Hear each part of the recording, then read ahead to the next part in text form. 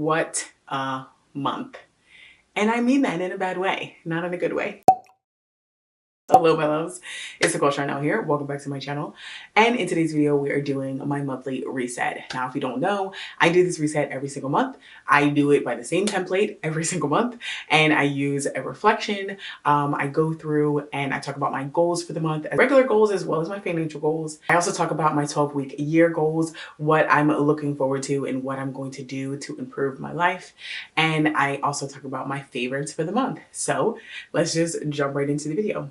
Starting with my reflection for the month. So if you don't know, I have a template of my reflection where I just ask myself questions about the month and I jot them down. I keep a log of them in my Notion. And I've been doing this consistently now for, I believe it's 2 whole years. 2 whole years I've been doing this, because I believe it is. Because just when I got to this month, I have 2 years in there. And so I think I've consistently been doing it for the 2 past years. So I'm going to pop it up on the screen. Well, actually, first I'm going to open it up on my phone and then I'm going to pop it up on the screen. I do use Notion. If you don't know, Notion is like a all around, I feel like it's really like for your entire life. You can make lists in it. You can collect data in it. You can create databases for anything, work, home, life, whatever you need within Notion. It's very flexible. It can do a lot of things. I use it for tracking lots of things. We're just going to click within the month and I have the season. Of course, why not? Spring started, and where I live in Maryland, it's getting a little warm. It's not super warm every single day. Like today it's like 50s, so that's kind of chilly. It's not like upper 50s and it's not like sunny 50s. It's kind of windy. So, but we have had like days of 70 degrees, which is really nice and like spring weather for us. So, and I'm actually going to change this rating to a 1 star and we'll talk about why. So within the setting here, you can see I have last year. So last year, I had a pretty good March. I took my kids on a trip. My word of the month was beginning. I need to use my calendar more. I say that all the time. But going into, oh, this is the year before, overwhelming. Ooh, yeah, definitely need to pay off my credit card. That's supposed to say Dave Ramsey, baby steps. I'm still working towards those things. So I'm moving in the right direction. This year, this month, the word I chose was unbelievable. And that's because my memorable moment was my sister was killed in a drunk driving accident. Yeah, like terrible. No words to express. So that kind of really put a shadow on this month.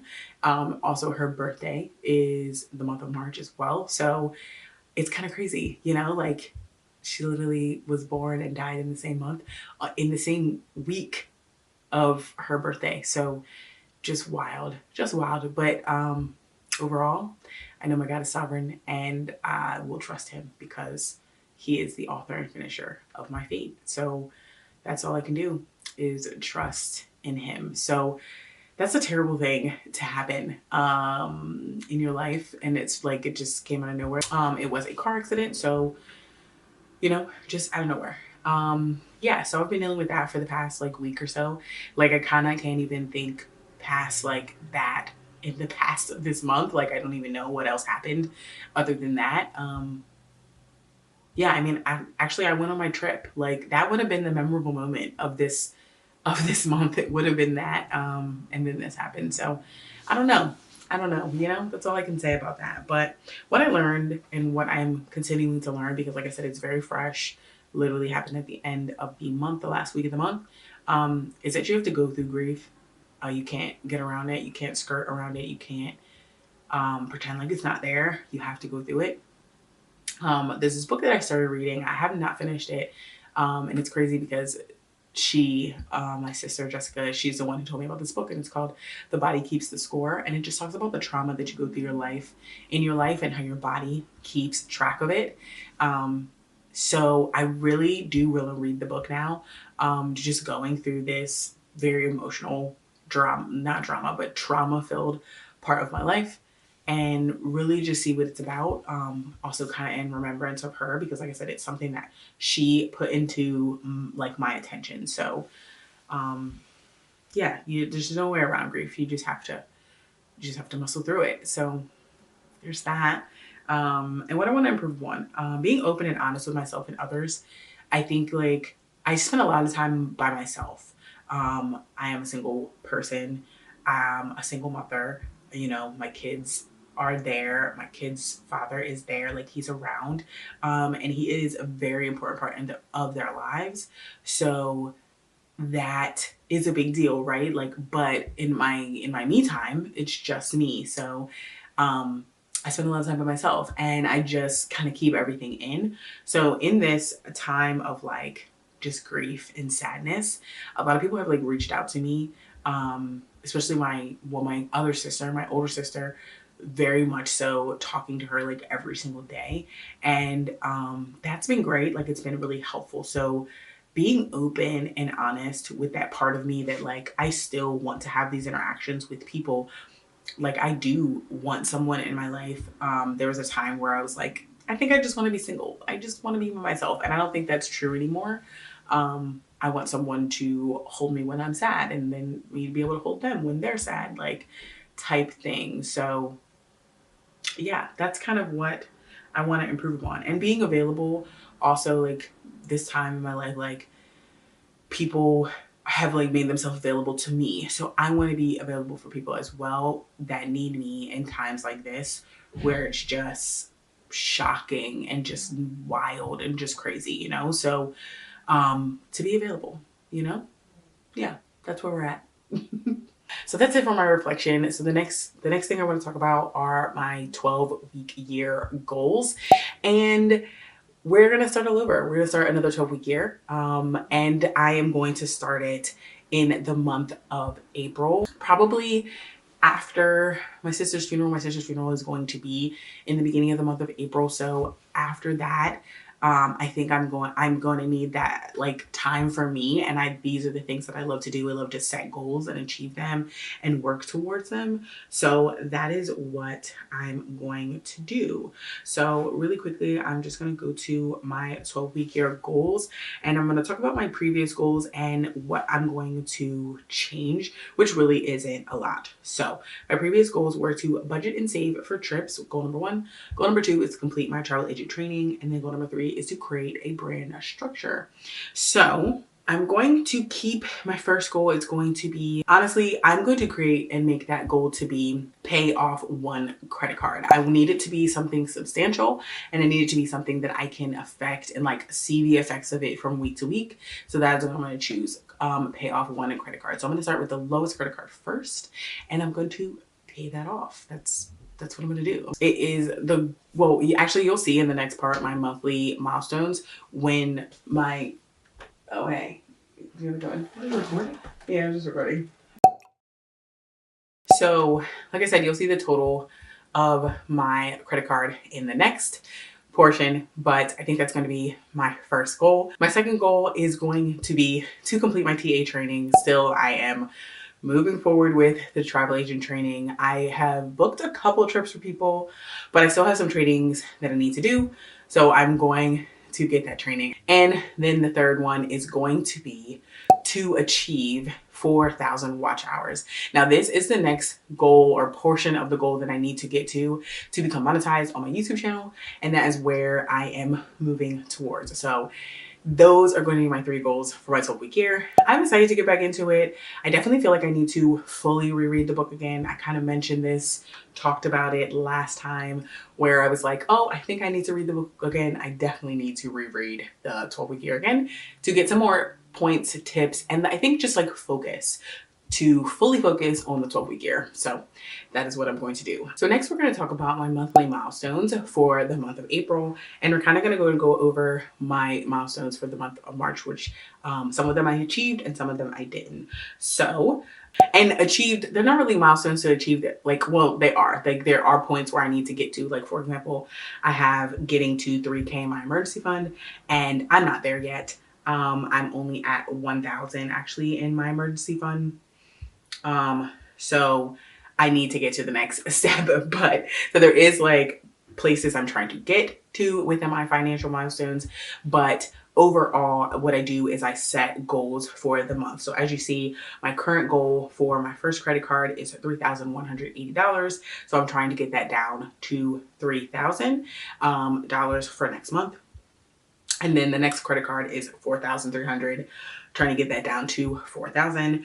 And then my student loan debt, which is kind of is what it is right now because I'm starting with the smaller debts. I am working towards this. I need to find a better way to work towards it. So I think making it my 12-week year will help, and paying off one credit card at a time I think will help as well.